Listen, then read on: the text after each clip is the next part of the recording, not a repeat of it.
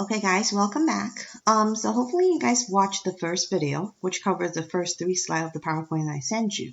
If you have not, please make sure you watch that first before you watch this particular video. So we're going to start having this conversation about what a Pythagorean identity is. So we said before, a trigonometric identity is an equation that's true for all values of theta. Now, anytime we're talking about equations in trigonometric functions, we kind of have to go back to the idea of the unicircle. So what you guys see there is this is a unicircle. Well, I'm sorry, not a unicircle, but this is a circle with a center at the origin drawn on the xy coordinated plane. Now, we talked about the idea of theta in standard position, which is the angle in standard position. So let's just randomly pick an angle. Now, I drew this angle in the first quadrant because a lot of times it is easier for us to see things in the first quadrant. So here's my angle in standard position. The radius of the circle is r, okay? And there is a point, x comma y, okay, that lies on the terminal side of the angle theta and also is on the circle. So here is the point that we're speaking of, and the coordinate for that point is x comma y. Now, based on the idea of a right triangle, okay, if I have a right triangle, again, the hypotenuse of this right triangle is my radius because, again, radius is defined as the distance between the center of the circle to any point on that circle. So this right here is my radius, okay? This is the y value because that measures how high that point is. And this right here is my x value because it measures how far from the center I am on the x-axis. Okay, so here's my x, here's my y, and here is my r. So if I were to build a relationship between those three quantities, we're going to use the Pythagorean theorem here, which says a squared plus b squared equals to c squared, c being your hypotenuse. So in this particular context, the equation we're going to come up with is x squared plus y squared equals to r squared. Okay, hopefully everybody understand where that comes from. So from there, something interesting happens. So I'm going to retype this. Okay, I know this seems kind of unnatural to some of you guys, but a mathematician probably at some point said, I wonder what would happen if I divide both sides by r squared. And again, I know you guys hate fractions. You think fractions should not exist, but we have to explore that idea. So what would happen, okay, if I were to divide both sides of this equation by r squared? So that will give me something that looks like this. So I'm going to retype this. Oops, ran away again. Ran away slide. Okay. Can't get this to work. Okay, so we're going to have a fraction now. Okay, I'm going to have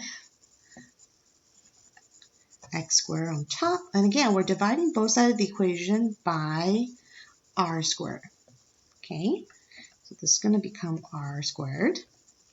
I'm going to copy and paste this one so I don't have to redo this whole thing again. Okay.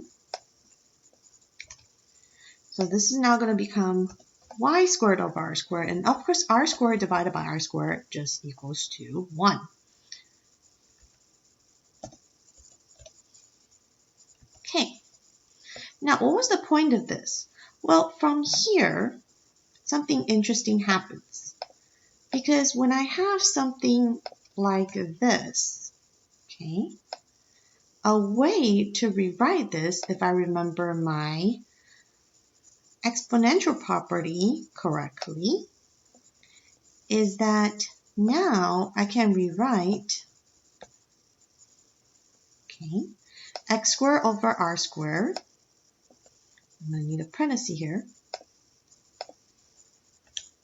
Oh. Again, it's so much easier if I can do math type. Okay. Of course.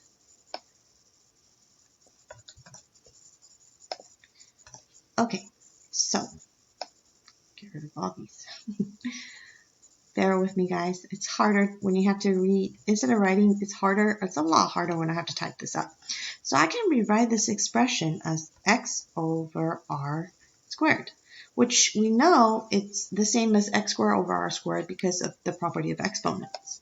Okay, so by that idea, it also means I can rewrite the y over r squared as y squared over r to the second power. And some of you guys might go, but why does that matter? Okay, let's go back to the actual relationship here. If this is my theta, this is the hypotenuse. Keep again, x right here, x's relationship to theta is this is my adjacent side. And y's relationship to theta is this is my opposite side. So what would be x over r? What trig ratio is represented by x over r? Well, that's my adjacent over hypotenuse. Well, that's cosine theta, which means now I can rewrite, okay, retype here. I can rewrite x over r squared as, I'm going to need a parenthesis here, okay, as cosine theta squared. Because again, x over r is adjacent over hypotenuse, which is represented by cosine theta. So what would be y over r then? Well, y over r, y is my opposite. Opposite over hypotenuse, the trig ratio you're looking at is actually sine theta. Okay.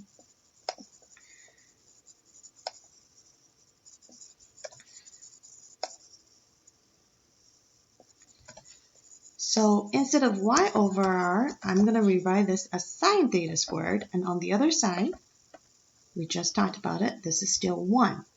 So what we're saying is from the x squared plus y squared equals to r squared, which is the equation of a circle, which also describes the relationship of this particular triangle. If I just do a little algebraic manipulation, I can get to an identity that's called cosine theta plus square plus sine theta squared equals to 1. Now, conventionally, we don't write it this way because conventionally, we usually talk about sine first. So conventionally, it is written as sine squared theta plus cosine squared theta equals to 1. Now, you could also, okay, so this is one way to write it, guys. Another way to express this, and this is equivalent, so you can write it either way, is some people, and you will see this in your book sometimes, is that they will put the square, okay, next to the sine, which is still meaning this is sine theta squared is the same thing as sine square theta. Okay, so those two are equivalent. So this one and this one is equivalent, which means I can rewrite cosine theta squared as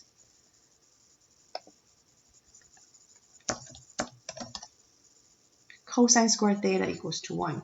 Now, this is the first Pythagorean identity we're talking about here.